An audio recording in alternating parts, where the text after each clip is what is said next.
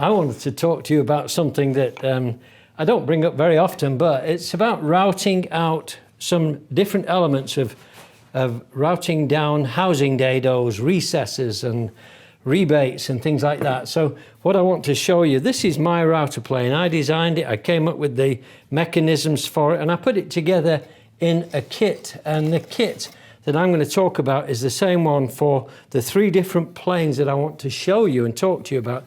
This is my standard router.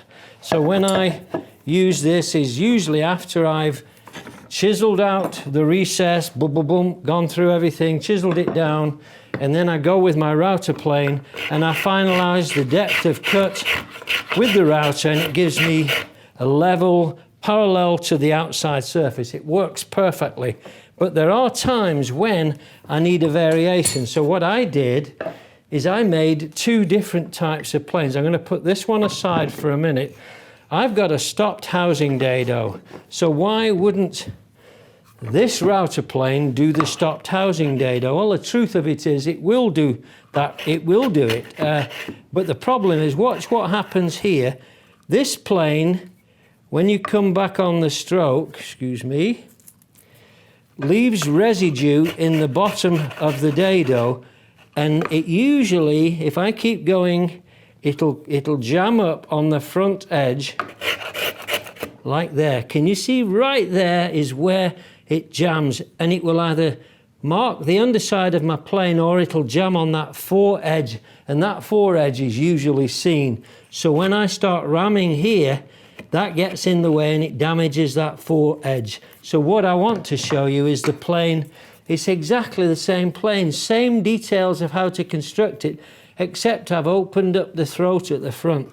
And when I go with this fellow, this one will go all the way up to the edge. Can you see? And the shavings don't jam under the front edge. And now if you've got a lot of planing like this to do, it's good to have a dedicated plane. So it's up to you. You can either get a second kit from me, or you can just have the base made and transfer everything from one kit, one plane to another. So that's that one. Now I wanted to show you another variation on the theme, and this one is where I've brought the mount on the top of the plane all the way to the front, so that this is protruding past the front edge of the plane. Where would I use that? I could use that on this type of thing here, but I wanted this one to be dedicated for recesses. And look at this, if I was doing an inlay to go in here, I could use this plane, spin it around, take shavings off, alter my depth in a heartbeat, and go deeper. But I can see all the way up to the edge, which is critical for inlay and recessing hardware like hinges, like fastenings, like boat hardware, things like that. So I can see all the way around, all the way into the edges.